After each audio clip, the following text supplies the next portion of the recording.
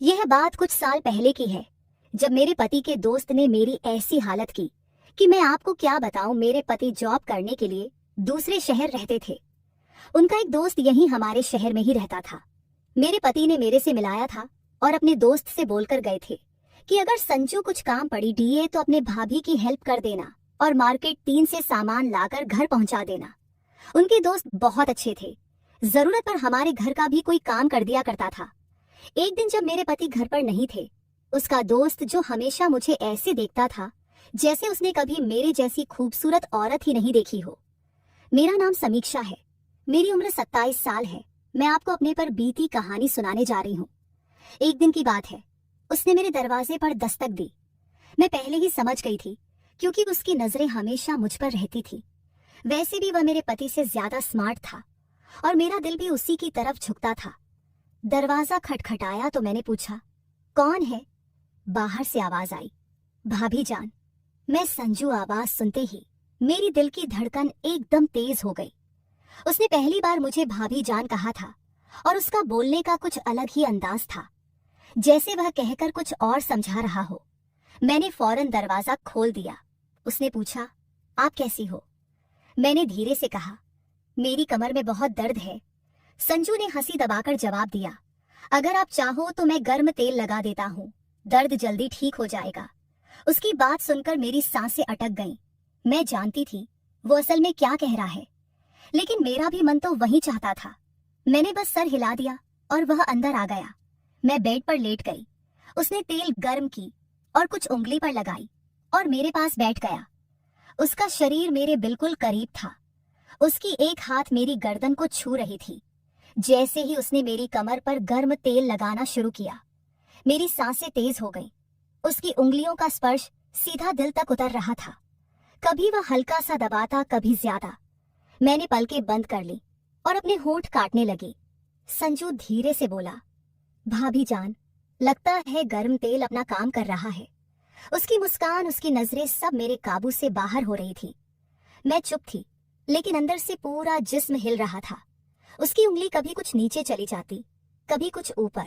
मैंने उसके हाथ को रोकना चाहा, पर रोक नहीं पाई। कमरे में सिर्फ मेरी धड़कन की आवाज सुनाई दे रही थी। संजू और करीब आया और धीरे से बोला, मैं जानता हूं आप भी यही चाहती हो, बस एक ही बार कह दीजिए। मैंने उसकी तरफ देखा। उसकी आंखों में वही भूख थी जो मैं पहले भी महसूस कर चुकी थी। मैं कुछ नहीं बोली, सिर्फ आंखें झुका ली। उसने गर्म तेल साइड के टेबल पर रखा और पास आ गया। अब हम दोनों के बीच सिर्फ एक कदम की दूरी थी। मेरी उंगली उसके हाथ से जा लगी और मुझे लगा जैसे करंट लग गया हो। मैंने धीरे से कहा, संजू। उसने मुस्कुराते हुए जवाब दिया, बस भाभी जान, अब मैं समझ गया। कमरे की हवा गर्म हो गई। दरवाजा बंद था, पति घर पर नहीं था। मैं और संजू एक ऐसे मोड़ पर थे जहां से लौटना मुश्किल था। संजू सीधा मेरी आंखों में देखने लगा। उसकी नजरें ऐसी थीं जैसे पूरा जिस्म देख रही हो। मैं चुप थी, बस हंठ काटती रही।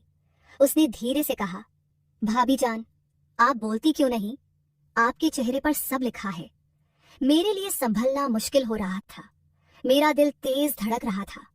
मैंने बस अपने आप को संभाला और पलटकर उसे देखने लगी। वो धीरे से करीब आया। उसके हाथ मेरी कमर पर रुक गए। मैं एक पल को सख्त हो गई, पर अगले ही पल मैंने अपनी आंखें बंद कर ली, जैसे मैं भी तैयार हो चुकी थी। संजू धीमी आवाज के साथ कहा, अभी दर्द कम करना है या और ज्यादा करना है? मेरे होठों पर हल्की सी मुस्कुराहट आई, लेकिन मैंने कुछ नहीं बोला। उसकी आवाज, उसकी सांसें, सब कुछ मेरे अंदर घूम रही थी। कमरे में सिर्फ लाइट की हल्की रोशनी थी। उस रोशनी में उसका चेहरा और ज्यादा साफ लग रहा था। मैं उसकी एक एक हरकत को महसूस कर रही थी। जब उसने अपने दोनों हाथ मेरी कमर पर रखे तो मैंने अपनी सांस अंदर खींच ली। मैंने धीरे से कहा, संजू, और उसने बिना देर किए जवाब दिया, बस भाभी जान, मैं यही था आपके लिए। मुझे लगा जैसे सब कुछ वहीं रुक गया हो। उसका हाथ धीरे धीरे नीचे की तरफ जा रहा था और मेरा जिस्म अपने आप नरम होता जा रहा था। मैंने उसका हाथ थाम कर रोकना चाहा, पर अंदर से रोक ही नहीं पाई। उसने अपना चेहरा इतना पास कर लिया कि मैं उसकी सांसें महसूस कर रही थी। मेरी आंखों के सामने सिर्फ उसका चेहरा था। उसकी मुस्कान जैसे मुझे कह रही हो, अब तो तुम मेरी हो। मैंने अपना सर हल्का सा झुकाया और उस लम्हे में मैं खुद को रोक नहीं पाई। संजू ने धीरे से कहा, भाभी जान, आपके पति को कुछ पता नहीं चलेगा। आप बस आज की रात यादगार बना दो। मेरी उंगलियां उसके हाथ पर खींच गई और मैं बस उसी को देख रही थी। दिल में डर भी था, लेकिन उस डर से ज्यादा एक अजीब सी खुशी थी। वक्त रुकता जा रहा था, दरवाजा बंद था, घर खामोश था और मैं और संजू एक लकीर के दोनों तरफ थे। उस लकीर को पार करते ही सब कुछ बदल जाता। मैंने हंसी बवाकर बस इतना कहा, तुम रुकने वाले तो हो नहीं और मैं रुक जाने वाली नहीं। उसने सीधा जवाब दिया, फिर देर कैसी भाभी जान। और जैसे ही उसने मुझे अपनी तरफ खींचना शुरू किया, मेरा सारा काबू टूट गया। संजू ने मुझे अपनी तरफ खींच लिया। एक पल को लगा जैसे पूरा कमरा घूम गया हो। उसका सीना मेरे करीब था, उसकी सांस मेरी गर्दन को छू रही थी। मेरा दिल इतना तेज हो रहा था कि मुझे खुद सुनाई दे रहा था। मैंने उससे दूर जाने की कोशिश की, लेकिन उसने मेरी कलाई थाम ली। हल्की सी मुस्कान के साथ बोला, अब तो आप मुझे रोक भी नहीं सकती भाभी जान। मेरी आंखें नीचे थी, पर होठों पर एक हल्की सी मुस्कान अपने आप आ गई। मैं खुद भी तो यही चाहती थी, बस कुछ बोलने की हिम्मत नहीं थी। संजू ने एक हाथ से मेरी साड़ी को संभाला और दूसरे हाथ से मेरी कमर को उसकी उंगलियां हल्की सी कस गई और मैं उसके करीब और चिपक गई। मैंने धीरे से कहा, संजू बस करो, पर आवाज ऐसी थी जैसे रोकना नहीं बल्कि और बुलाना चाहती हूँ।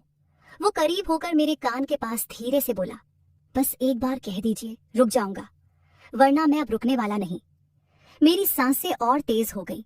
मैंने अपने होठों को दबा लिया, लेकिन आंखों में सब लिखा हुआ था। कमरे में सिर्फ लैंप चल रहा था। उसकी रोशनी में उसके चेहरे की हर लकीर और तेज लग रही थी। उसकी नजरें मेरी आंखों से जाकर होठों पर रुक गई। मैंने पलटकर उसकी तरफ देखा और बस इतना कहा, तुम्हें समझने के लिए मुझे कहना नहीं पड़ता। यह सुनकर संजू ने एक गहरी सांस ली और मुझे और पास खींच लिया। अब हमारे बीच कुछ इंच का भी फासला नहीं था। उसके हाथ मेरी कमर से कुछ ऊपर आ गए और मैंने पलकें बंद कर ली। उस पल मुझे लगा जैसे सब कुछ रुक गया है। दरवाजा बंद, घर खामोश और हम दोनों अकेले। पति घर पर नहीं था और मैं अपने पति के दोस्त की बाहों में थी। संजू ने बोला, भाभी जान, आज के बाद सब कुछ बदल जाएगा। मैंने आंखें बंद रखकर सिर्फ एक हल्की सी आवाज निकाली, जो होना है सब हो जाने दो। और अगले ही पल संजू ने एक कदम आगे लिया, जहां से लौटना मुश्किल था। संजू का चेहरा मेरे बिल्कुल पास था। उसकी नजरें मेरी आंखों से होठों तक बार बार जा रही थी। मैंने अपने होठ दबा लिए और उसकी भूख मुझे साफ नजर आ रही थी। मैंने हल्की सी आवाज में कहा, संजू अगर कोई आ गया तो उसने हंसी दबाकर जवाब दिया, दरवाजा बंद है और घर में और कोई नहीं, अब सिर्फ मैं और आप हूं। उसकी आवाज इतनी मधुर थी कि मेरे पैर अपने आप नरम हो गए। मेरा दिल कह रहा था रुक जाओ, पर जिस्म कह रहा था रुकना मत। संजू ने एक हाथ से मेरी कमर को और कस लिया और दूसरे हाथ से मेरी साड़ी को साइड कर दिया। उसकी उंगलियां मेरी गर्दन के पास से फिसलती हुई नीचे आईं। मेरी सांसें फिर से तेज हो गईं। मैं उसकी तरफ पलटकर बोली, तुम्हें समझ नहीं आ रहा, मैं रोक नहीं पाऊंगी अपने आप को। संजू और करीब आया और हल्की आवाज में बोला, इसीलिए तो आया हूं, आपको रोकने नहीं, खुश करने। उस पल मेरी आंखें उसके चेहरे पर अटक गईं। उसका अंदाज, उसका आवाज, सब कुछ मुझे उसकी ओर खींच रहा था। मैंने अपना हाथ उसके सीने पर रखा, जैसे दूर करने के लिए, पर वह दूर नहीं हुआ, बल्कि और पास आ गया। उसने मेरी कलाई पकड़ ली और अपनी तरफ खींच लिया। अब हमारे बीच बिल्कुल भी फासला नहीं था। उसकी सांसें मेरी गर्दन को जला रही थी। मैंने आंखें बंद करके अपना सर उसके कंधे पर रख दिया। उसने धीरे से कहा, भाभी अब बस आप मेरी हो। मेरी उंगली उसके हाथ के ऊपर जा रही थी। मैं कुछ नहीं कह पाई, सिर्फ उसके करीब होती चली गई। कमरे में सिर्फ एक छोटी सी रोशनी थी और उसमें हम दोनों की सांसें तेज हो रही थी। मैंने उसके कान के पास धीरे से कहा, जो करना है जल्दी करो। संजू ने बस इतना कहा, फिर अब कोई रुकावट नहीं और उस लम्हे से सब कुछ काबू से बाहर हो गया। उस रात के उस पल में लग रहा था जैसे वक्त रुक सा गया हो। संजू का हाथ मेरी कमर से फिसलकर मेरी पीठ तक आ गया। उसकी उंगलियों का वो हल्का सा स्पर्श भी मेरी सांसों को हिला रहा था। मैंने उसकी तरफ देखते हुए धीरे से कहा, संजू तुम्हें अंदाजा है ना, अगर किसी ने देख लिया तो उसने सीधे मेरी आंखों में देखकर जवाब दिया, भाभी जिसकी नजर आपकी तरफ उठेगी उससे पहले मैं उसकी आंख को निकाल दूंगा। अभी सिर्फ आप और मैं, बाकी दुनिया भाड़ा में। मेरी हालत ऐसी थी कि मैं ना रोक पा रही थी और ना ही हाँ कह पा रही थी। उसकी नजरें मेरी आंखों में थी। संजू ने अपनी उंगली मेरे होठों पर रखी और बोला, अब कुछ मत बोलो, बस महसूस करो। मेरे दिल की धड़कन इतनी तेज थी जैसे दिल कभी भी फट जाएगा। मैं उसके इतने करीब थी कि उसकी सांसें मेरी सांसों सौर को छू रही थी। मैंने अपने होंठ धीरे से काटे और उस लम्हे ने उसकी भूख और तेज कर दी। उसने अपना चेहरा मेरी गर्दन के पास ले जाकर धीरे से कहा, अब आप मेरी हो चुकी हो। मैं अपनी जगह बिल्कुल थम गई थी। उसकी बातें, उसका सब मुझे अपने होश खो देने पर मजबूर कर रहा था। मैंने आंखें बंद करके बस यह कहा, जो शुरू किया है अब पूरा कर दो। संजू की मुस्कान और तेज हो गई। उसने मुझे अपनी तरफ और कस लिया और उस रात कमरे की वह खामोशी सिर्फ हमारी सांसों की गर्मी से टूट रही थी। संजू ने मुझे अपनी बाहों में इस तरह कस लिया जैसे मैं उसकी सांसों का हिस्सा बन गई हूँ। उसकी उंगलियां अब धीरे धीरे मेरी कमर से नीचे सरक रही थी और मैं बस अपनी सांस रोककर महसूस करती जा रही थी। मेरी हालत ऐसी थी कि मैं बेकाबू हो चुकी थी। मैंने धीरे से उसके कान के पास जाकर कहा, बस अब और इंतजार मत कराओ संजू,